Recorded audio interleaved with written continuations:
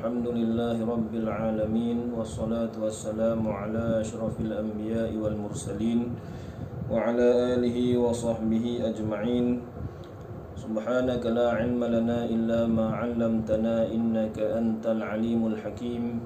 Rabbi shrah li sadri wa yassir li amri wahlul 'uqdatam min lisani yafqahu qawli. Rabbi yassir wa la tu'assir ya karim. Rabbi yassir wa la tu'assir ya karim. Rabbi yassir wa la tu'assir ya karim. Wa la hawla wa la quwwata illa billahil aliyyil azim. Amma ba'd. Qala Allah Ta'ala fi kitabihil karim.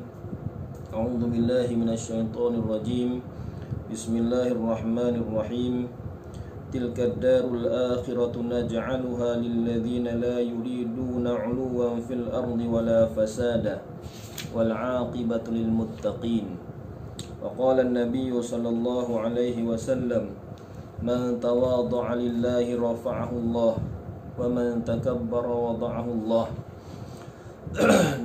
Allah Subhanahu wa taala telah berfirman dalam suratul Qasas ayat ke-83, Tilka darul akhiratu, bermula negeri akhirat itu, naj'aluha lil ladzina la yuriduna 'uluwan fil ardi wala fasada, kami jadikan, kami sediakan kepada mereka yang tidak mencari ketinggian, tidak mencari pangkat pengaruh di dunia ini, wala fasada, dan tidak melakukan kerosakan. Di dalam ayat ini Allah Ta'ala menerangkan kepada kita, akhirat itu disediakan kepada dua golongan.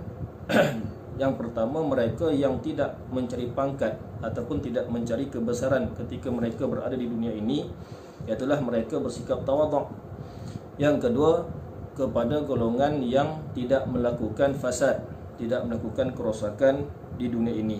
Ini sebahagian daripada sifat-sifat golongan muttaqin. Wal 'aqibatu lil muttaqin, dan pekerjaan yang baik itu adalah bagi golongan yang bertakwa kepada Allah. Jadi di sini telah diterangkan kepada kita bahawasanya sebahagian daripada sifat golongan muttaqin yang mana mereka akan mendapat habuan di hari akhirat nanti. Yang pertama, sikap mereka adalah tawadhu'. Kerana golongan muttaqin ini mereka tidak mencari pengaruh, tidak mencari kebesaran, tidak mencari ketinggian ketika berada di dunia ini. Yang kedua, sikap golongan muttaqin adalah mereka tidak melakukan fasad, kerosakan di dalam dunia ini. Muslimin muslimat rahimakumullah, ulama telah berkata, hakikat tawadhu' itu adalah merendahkan diri daripada martabatnya bagi orang yang hendak membesarkannya. Ini salah satu daripada pendapat para ulama dalam membahaskan makna hakikat tawadhu'. Dia merendahkan diri daripada martabatnya, daripada pangkatnya apabila orang hendak membesarkannya. Itu satu pendapat daripada pendapat para ulama. Ala kulli hal, tawadhu' ini bermaksud merendahkan diri daripada sesuatu ketinggian, merendahkan diri daripada segala sesuatu yang telah memuji manusia kepadanya. Itu sebahagian daripada makna tawadhu'. Nabi SAW telah bersabda, man tawadhu'a rafa'ahu Allah wa man takabbara wada'ahu Allah.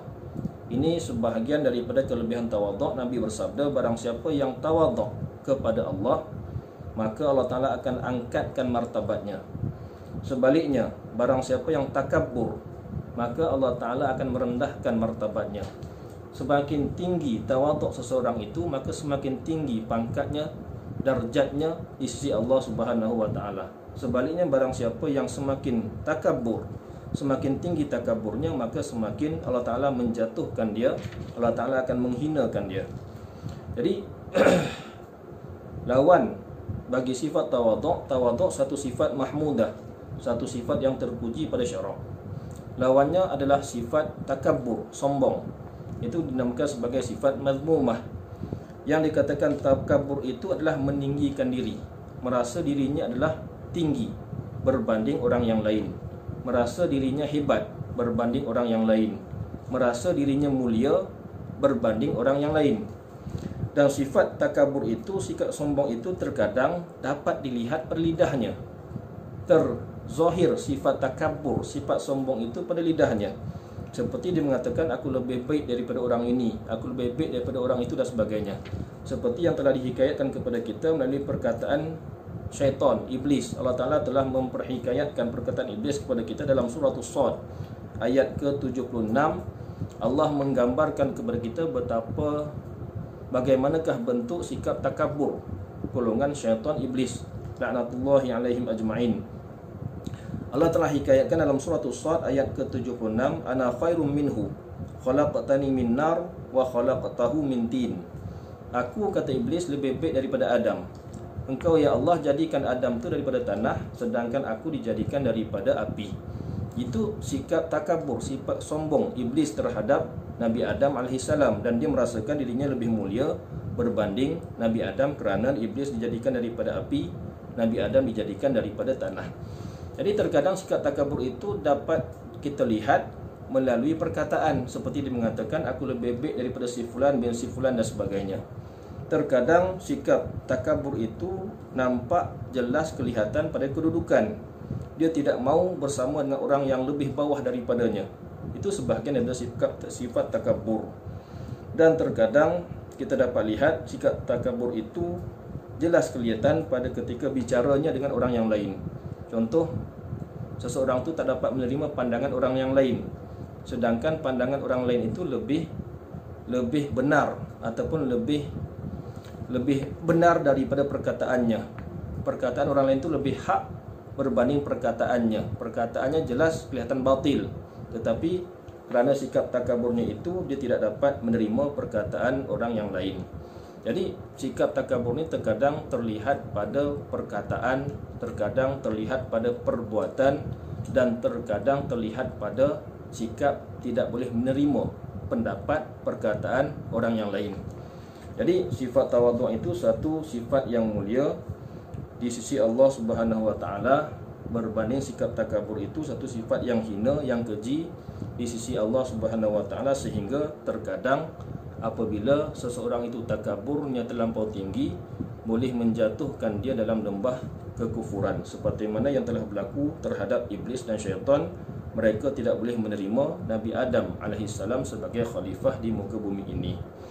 Jadi muslimin dan muslimat rahimakumullah, insya-Allah mudah-mudahan kita diberikan rezeki untuk menjadi sebahagian daripada golongan muttaqin yang bersifat dengan sifat tawadhu, yang mana sifat itu adalah sifat yang disukai oleh Allah Subhanahu wa taala.